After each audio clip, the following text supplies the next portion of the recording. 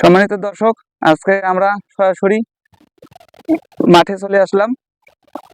দেখেন, কৃষকের মুখে শুনবো মানে আলুর যে দাম নেই, সেক্ষেত্রে কি বলবেন আপনি?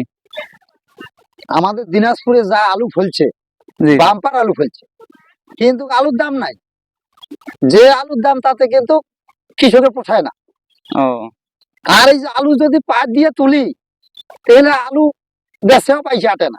আচ্ছা, আলুর বীজ কত টাকা করে কেজি কিনছিলেন? আলুর বীজ কিনছি 120 টাকা করে।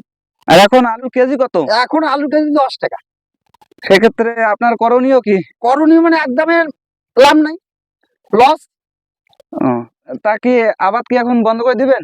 আবাদ এখন দর যদি না পাই, তাহলে আবাদ করে কি হইবে? আর আমরা যদি আবাদ বন্ধ করি, তাহলে কৃষকের চাকরিজীবী খাবি কিভাবে? সেটা তো কথা। আর এই যে চাকরিজীবীর ঘর মনে করেন যে যেভাবে চলতেছে, উমার লাভ, আমাদের লাভ কি?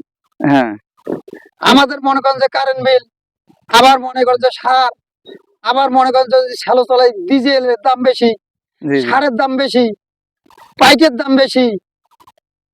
তাহলে কেমন করি আমাদেরকে কৃষি পোষায়? জি জি বুঝছি।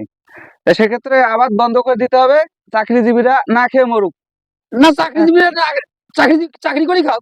চাকরি করে খাক। হ্যাঁ, চাকরি করি খাও। আর কৃষিকাজ বন্ধ করে দিলে তো আহ, সবাই তো না খেয়ে মরবে।